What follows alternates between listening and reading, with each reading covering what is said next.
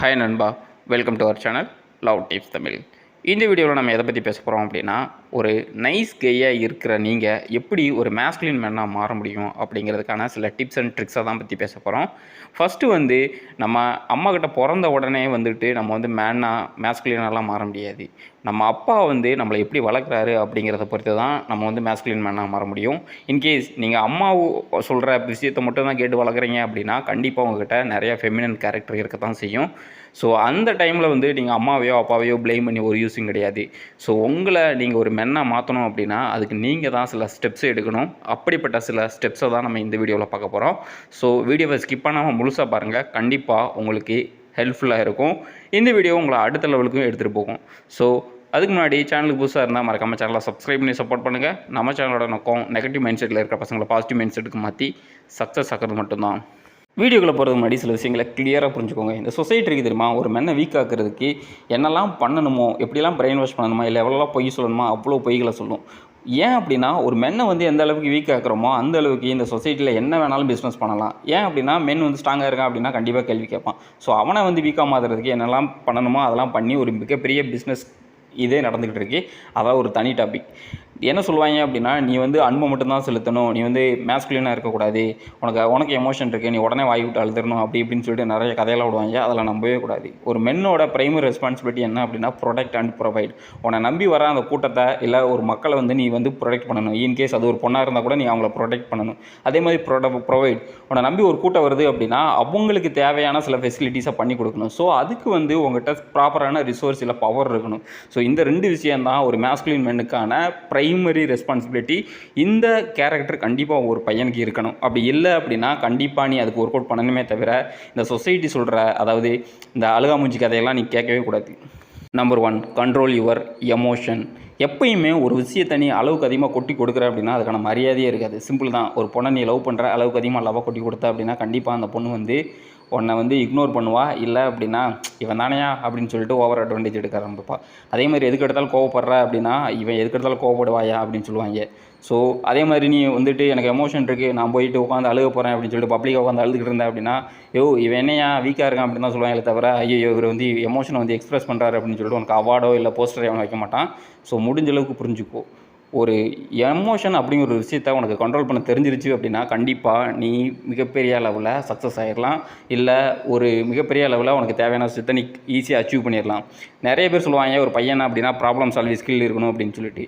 நீ எமோஷனலாக கண்ட்ரோல் பண்ண பழகிட்ட அப்படின்னாவே ப்ராப்ளமே உனக்கு கம்மியாயிரும். ஸோ ஈஸியாக உனக்கு தேவையான விஷயத்தை உன்னால் ஃபோக்கஸ் பண்ண முடியும். ஸோ நீ எமோஷனல் ஆகி ஏதாவது கிறுக்குத்தனம் பண்ணிக்கிட்டு இருந்த அப்படின்னா இன்றைக்கே ஸ்டாப் பண்ணு. கண்டிப்பாக உன்னாலையும் மேஸ்குலினாக மாறி உனக்கு தேவையான விஷயத்தை, அதாவது உன்னோட ஹாப்பினஸை உன்னால் ஈஸியாக என்ஷூர் பண்ண முடியும். Number 2, take responsibility. ஏன் ஒரு விஷயத்தை நீங்கள் ரெஸ்பான்சிபிலிட்டி எடுக்கணும் ஒரு விஷயத்துக்காக அப்படின்னா, சிம்பிள் தான். நீங்கள் இப்போ கஷ்டப்படுறீங்க அப்படின்னா நீங்கள் பாஸ்ட்டில் ஏதோ தப்பு பண்ணியிருப்பீங்க. ஸோ அந்த டைமில் நான் தப்பு பண்ணேன், அதனால தான் நான் இந்த இடத்துல கஷ்டப்படுறேன் அப்படின்னு சொல்லிட்டு நீங்கள் ரெஸ்பான்சிபிளாக இருந்துட்டீங்க, இல்லை ரெஸ்பான்சிபிலிட்டி எடுத்தீங்க அப்படின்னா கண்டிப்பாக உங்களால் இதுக்கு என்ன பண்ணணும் அப்படிங்கிறத யோசிக்க முடியும். இல்லை அப்படின்னா அது ஒரு ப்ராப்ளமாகவே உனக்கு தெரிய ஆரம்பிக்கும். என்னடா இது என் கண்ணு முன்னாடி நான் இவ்வளோ கஷ்டப்படுறேனே அப்படிங்கிற ஒரு ப்ராப்ளம் மட்டுமே உனக்கு தெரியும். நீ பாஸ்ட்டில் பண்ண அந்த மிஸ்டேக் தெரியாது. ஸோ ஒரு விஷயம் நடக்குது அப்படின்னா நீ ஏதோ மிஸ்டேக் பண்ணியிருப்பா பாஸ்ட்டில், ஸோ அதனால் நடக்குது. ஸோ அந்த மிஸ்டேக் என்ன அப்படிங்கிறத ஐடென்டிஃபை பண்ணி இனிமேலாவது பண்ணாமல் இருக்கணும். அப்படி நீ ஐடென்டிஃபை பண்ண ஆரம்பிச்சிட்ட அப்படின்னா கண்டிப்பாக அவனுடைய லைஃப்பில் நீ நிறைய விஷயத்த ஈஸியாக கடந்து போய்கிட்டே இருக்கலாம். இதைத்தான் நிறைய பேர் பண்ண மாட்டாங்க. என்ன பண்ணுறாங்க அப்படின்னா, எனக்கு கண்ணு முன்னாடி இவ்வளோ ப்ராப்ளம் இருக்குது, அவ்வளோ ப்ராப்ளம் இருக்குது. அந்த ப்ராப்ளத்தை க்ரியேட் பண்ணதே நீ தான் ராஜா. ஸோ நீ தான் ரெஸ்பான்சிபிள். ஸோ முதல்ல ரெஸ்பான்சிபிலிட்டி எடுத்துக்கோ, என்னால் தான் அந்த பிரச்சனையெல்லாம் உருவாச்சு அப்படின்னு சொல்லிட்டு. ஸோ அப்போ தான் அதை சால்வ் பண்ண முடியும். ஸோ நெக்ஸ்ட் டைமாவது அது நடக்காமல் இருக்கும். ஸோ இது ஒரு மேஸ்குலின் மென்னுக்கு தேவையான ரொம்ப இம்பார்ட்டண்ட்டான ஒரு கேரக்டரிஸ்டிக்ஸ். ஆனால் நிறைய நைஸ் கேஸ்லாம் பார்த்தீங்க அப்படின்னா என்னை யாரும் மதிக்க மாட்டாங்க, என்னை சீட் பண்ணுறாங்க, நான் அவங்களுக்கு அது பண்ணுறேன் இது பண்ணுறேன்னு சொல்லுவாங்க. ஸோ அதுக்கெலாம் காரணம் என்ன அப்படின்னா இதுதான். அதாவது அவங்க ரெஸ்பான்சிபிளாகவே இருக்க மாட்டாங்க, எதுக்கு எடுத்தாலும் ப்ளேம் பண்ணிக்கிட்டே இருப்பாங்க. 3வது பார்த்தீங்க அப்படின்னா, get away from your addiction. நிறைய பசங்களுக்கு அடிக்ஷன் இருக்க தான் செய்யும். ஒன்று பான் அடிக்ஷனாக இருக்கலாம், இல்லை அப்படின்னா ஃபேப் பண்ணுவீங்க, இல்லை அப்படின்னா ட்ரக் அடிக்டாக இருக்கலாம், இல்லை அப்படின்னா பொண்ணுங்களை பார்க்குறது அந்த மாதிரியான சில அடிக்ஷன் இருக்கும். ஸோ இதெல்லாம் தப்பு இல்லை. பட் லிமிட்டாக இருக்கிற வரைக்கும் தப்பு கிடையாது. லிமிட்டை தாண்டி போச்சு அப்படின்னா கண்டிப்பாக ஒரு நாள் குறவலை கிடச்சிடும். ஸோ முடிஞ்ச அளவுக்கு இந்த மாதிரியான அடிக்ஷன்லேருந்து வெளியே வரணும். அதுக்கு என்ன பண்ணணும் அப்படின்னா லைஃப்பில் உருப்படியாக ஒரு ஏதாவது வேலையை பார்க்கணும், இல்லை உருப்படியாக ஒரு விஷயத்துக்காக ஃபோக்கஸ் பண்ணணும். ஸோ நீ எப்போ உருப்படியாக ஒரு விஷயத்துக்காக ஃபோக்கஸ் பண்ண ஆரம்பிக்கிறையோ அதில் உனக்கு ஹாப்பினஸ் கிடைக்குது, இல்லை அது அதனால உன்னுடைய மனசு ஓகேப்பா அப்படின்னு ஃபீல் ஆச்சு அப்படின்னா கண்டிப்பாக இந்த அடிக்ஷன்லேருந்து உன்னால் வெளியே வர முடியும். அதை விட்டுட்டு நான் அடிக்ட் ஆகிட்டேன் அப்படின்னு சொல்லிட்டு கில்ட்டாக ஃபீல் பண்ணினேன் அப்படின்னா ஒரு யூஸும் கிடையாது. நிறைய பேர் இந்த ஃபேப் பண்ணி முடிச்சதுக்கப்புறம் லைஃப்பை எங்கேயோ வச்சு யோசிப்பாங்க, நம்ம இது பண்ணாமல் இருக்கணும் இனிமேல் அடுத்த வாட்டி.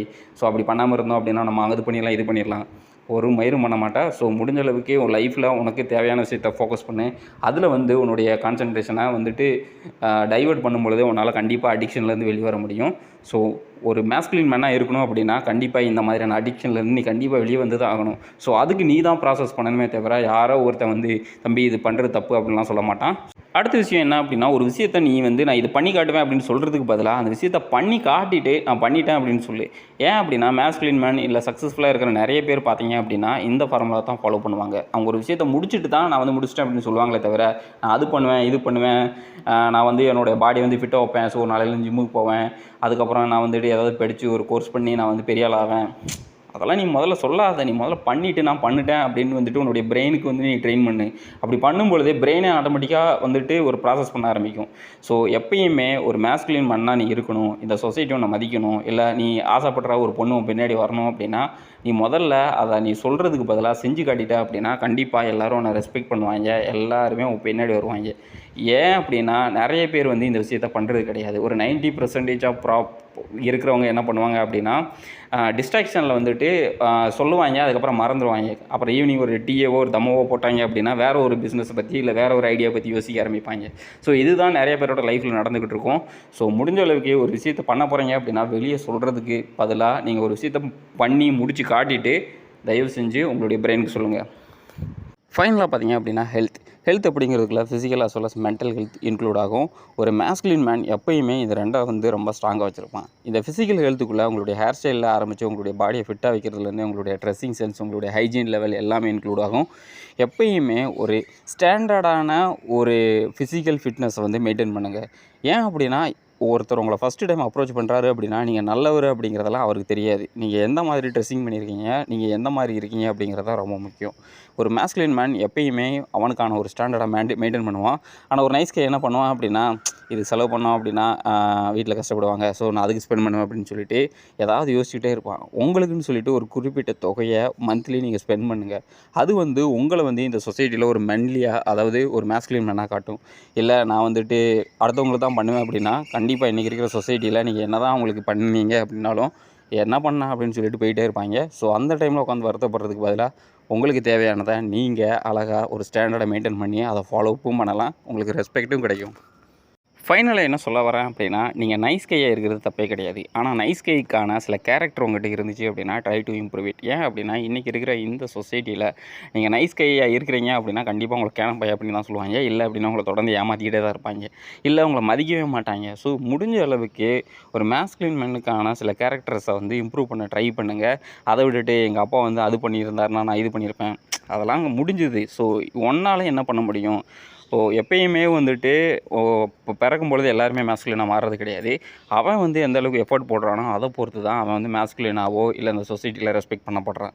ஸோ அதை ஒருத்த மதிக்கணும், இல்லை நான் ஹாப்பியாக இருக்கணும் அப்படிங்கிறதுக்கு என்ன தேவை அப்படிங்கிறத ஃபைண்ட் அவுட் பண்ணி அதுக்கான ஒர்க் அவுட்டை நீங்கள் பண்ணும்பொழுதே கண்டிப்பாக உங்களாலேயும் ஹாப்பியாக இருக்க முடியும். ஸோ மற்றவங்கள பற்றி நீங்கள் கவலைப்படமில்ல அப்படின்னு சொல்லிட்டு சும்மா உங்களை நீங்கள் ஏமாற்றிக்கிட்டு இருக்காதீங்க.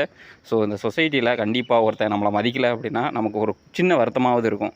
ஸோ அந்த மாதிரியான ஒரு சிச்சுவேஷனுக்கு யாரையுமே இடம் கொடுக்காதீங்க. ஸோ இந்த வீடியோ உங்களுக்கு பிடிச்சிருந்துச்சி அப்படின்னா மறக்காமல் வீடியோவை லைக் அண்ட் ஷேர் பண்ணுங்கள். இன்னொரு நல்ல வீடியோவில் உங்களை நான் சந்திக்கிறேன். தேங்க்யூ ஃபார் வாட்சிங்.